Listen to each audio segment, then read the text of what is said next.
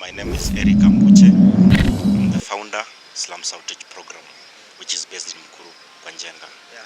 Eric, we have been seeing some political tensions that have been happening in the country right now. Yeah, we have seen now there is the impeachment of the deputy president. You saw today there was a public participation that was supposed to talk about if people are going to impeach the deputy president or not, which caused a lot of violence at Bomas of Kenya. First of all, before we go even to the violence that happened in the Bomas of Kenya, what do you think about this particular impeachment of the deputy president as a community? As a community leader, I think what is happening on DP Rigathi is something that I saw it in his first year, and I even did warn him. I do write articles a lot, and it even appeared in the leading newspapers that what he was doing was not good. As a when you mean by what he's doing, what do you mean by that? Yeah, what he's doing is wrong. That he's a deputy president of the Republic of Kenya. He's not a county commissioner of Nyeri. So whenever he get a platform, whenever he stand on a podium, he must display nationalism. He must be a nationalist. Whatever he says should reflect a Kenyan. Whatever he says should affect people in Mombasa, Kisumu and Busia. Not only those people in Mulima.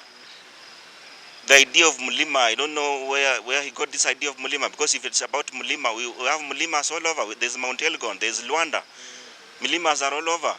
So this idea of Mulima, this is disintegrating the nation. Anagawa inch ambayo sio vyema. He is the 12th is the 12th when we count those in his line. Yeye ni wa 12 kwa wale makamu wa rais ambao tumekuwa nao tangu Kenya ipate uhuru, na I have not experienced any who had his behavior. And when you mean behavior, you mean like the tribal lines that usually, and the talks that he usually gives, yeah? Saying that to Suguze Mlima and all that, yeah? But in terms of the rivalry that we see between the president and the deputy president, of which you have not seen so much the president talk about it, yeah? It's something that we have experienced in the last regime, yeah? People are also speculating that it is a diversion towards the matters that really matter, because you're already 2 years into this particular government. You have 3 more years to go. Yeah. What do you think about this? Do you think this is a diversion, or is it a real issue, and is it a real fight that the deputy president and the president have? Yeah, I've heard that people are saying these are diversional tactics, but to me it's not, because whatever is happening currently on Mr. Rigathi is something I saw 1 year ago. In fact, 1 year in his leadership, I saw it. And allow me to use this Swahili saying that ndume wawili hawakai zizi moja. And Mr. Gachagua should understand that he's a deputy president. He's not a co-president. There's a very big difference. Afanye kazi ile ambayo atakuwa assigned kusaidia rais ama ile atatumwa. But what he's doing on the rooftop of vehicles all the time, it's like he's another president of Kenya, giving orders, giving directions on top of vehicle. That should not happen. And even if I was the president, I will not entertain that. No any man can entertain what Gachagua is doing. No any man. That's why I've used the word ndume wawili hawezi keti zizi moja. There must be one center of power, and what the guy is doing is absolutely wrong. So do you think people are saying that this is a way of himself also wanting to declare that for his own presidency, yeah? According to statistics and recalling information, yeah? Do you think that this is true, and do you also support that he should be impeached? That he was doing what? Do you think he wants to go for the presidency, and do you support for his impeachment? Yeah, I do support, as I told you from the beginning, that I saw whatever is happening, I saw it coming in his first year. This is not something new to me. I do share a lot, and as I told you, I do write a lot. And thank God that the government or the policy makers usually implement what I write. And this is one of them. And it appeared in the leading newspapers that whatever Gachagua was doing, NCIC should have warned him. NCIC was asleep. NCIC commission is being paid to do that. Impeachment wouldn't have come if they raised the red flag. NCIC, that's what the NCIC is being paid to do. Yes. But you're saying about the NCIC, and he also came for the NCIC, and this is one of the reasons people are saying for him to leave, because he went for the head of NCIC and said that he didn't give enough intelligence for the Gen Z. And no, I'm talking about the NCIC, the National Integration, the one that cohesion, the one that is mandated to offer commission. They're about I think we are saying about a NIS. NIS intelligence. With that one, that's a maybe that one is all of them are involved in intelligence, you know. So if they are both involved in intelligence, they could have seen maybe this one coming, and all of them could have done enough investigation to see what the deputy president is doing. Whatever terms that he's giving out there, they are not relevant at this particular moment. So we can say it's quite familiar, because for him, he also went for. He said that the commissioner should be fired. Yeah, and you're here calling for his resignation. Yeah. Do you think that it's not even far away? Yeah, from what Gachagua has been doing, as I said, I saw it coming, and I think we should get a figure who is a national figure, somebody who displays nationalism, somebody who is a Kenyan. Whenever he gets time to speak, he speaks as a Kenyan, not somebody from where.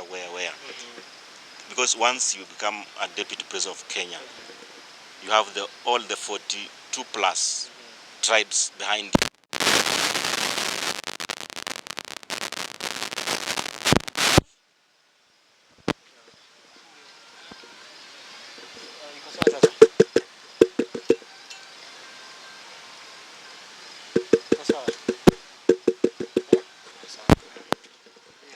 The idea of remaining, the idea of covering yourself as a village person, as a tribal person, shouldn't be discussed in current Kenya. But you know, everybody belongs to a region, yeah? At the end of the day, we still look at, you know, even if you look at the government right now, people are still complaining that most of the people are employed into the government for higher positions are from a particular region and a particular region. So are you telling people to forget about their culture and forget about their community, and not want people from their community to be on those particular positions, or is it more of integrity? You see, I know that we have more than 42 tribes in Kenya, but that doesn't mean that doesn't.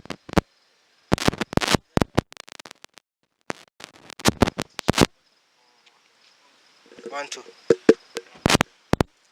I know that every Kenyan belongs to their own tribes.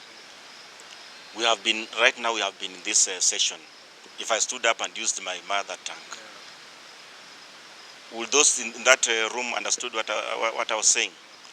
So I have to use a unifying factor or language, which is Swahili or English, the two are stipulated in the Constitution. But that doesn't mean that I don't respect, recognize my language, my mother language.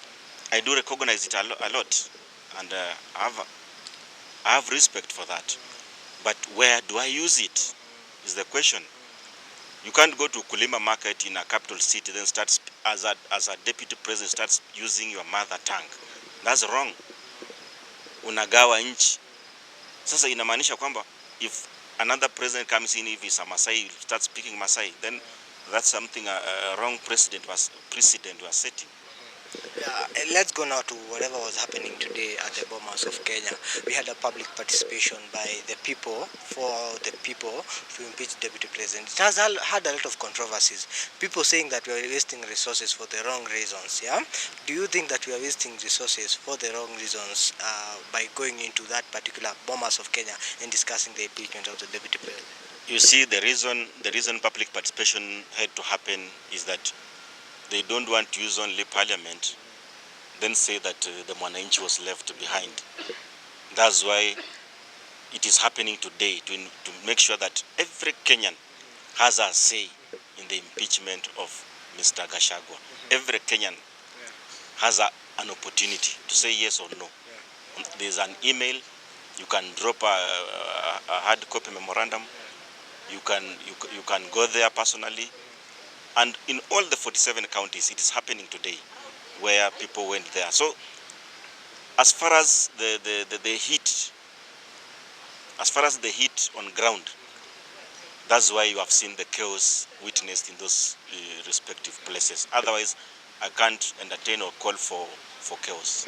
You're a community leader who always calls for the public participation, yeah? And of course, seeing that they are involving people in terms of if they want to impeach the deputy president, they're involving people in public participation, yeah?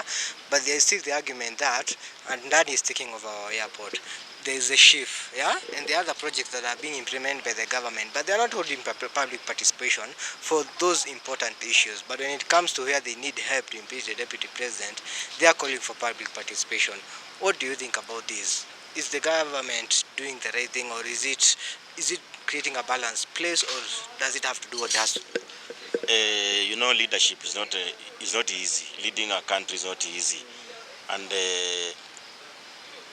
the idea of we have elected members and we have judiciary, we have courts, and whatever is happening, if it goes wrong, we have parliament, and most of these things are going through vetting in parliament, whether it's Adani, whether it's Chief, and the courts are there, and I know most of these things will be streamlined very soon, whether it's Adani, whether it's Chief, because we have able representatives, whether in court, whether in parliament, and we have to remain focused as wananchi. Where they go wrong, we can raise a finger. So do you think that the Andani and the Chief and the funding model should be implemented without necessarily having public participation? No, with the public participation is imminent. With the public participation has to be observed, and that's why I said we have our members of parliament, we have the judiciary. Where anything is going wrong, you have seen there are those guys who have gone to court, there are those who have challenged it by raising petitions, and I know things will be all right in the near future. Eric, with that, are you not worried that they had to hold a public participation to end the regime of deputy president, but not public participation resources to do these other projects that are more important? Are you not worried as a community leader who has always been calling for public participation and mobilization? You see, these things that are being raised, they have gone through our representatives. Were you involved in the Andani, Chief, or Shah, and were you involved in as a community leader? Because you're mostly involved in these, yeah? You can tell us, have you been involved in Shah, funding model of the students, as a community leader who has students who you take care of, and Andani? What I know, as I said, I will not distract from my stand, that I believe those members of parliament, or I must say this today, that whatever is happening in this country through our members of elected members of parliament, whether MCA, whether the governor, what they have to tell us what is happening up there, so that we give them a green light or a red light. You get? So whatever involves us as parents, as students, or children, we have, because we are adults, we have IDs, we have voting cards, we have to know. Our member of parliament, our MCA, must come and share with us that this is what is happening. We have to be in the know. We must get all the information, because it's affecting us, whether it's it's an involved environment, involved health, involved education. We must be at par with them. Yes. So, as you come to a conclusion, what's your call for action to these political elites and political, according to the political sphere that is happening right now in the country? What I know as a country, Kenya, there's enough for everybody. Every Kenyan can have bread and butter on a daily basis if we can seal those loopholes of corruption. I'll say this. Whenever there's a contract, most people think of what will I get, what is my cut, and that's what is killing this country.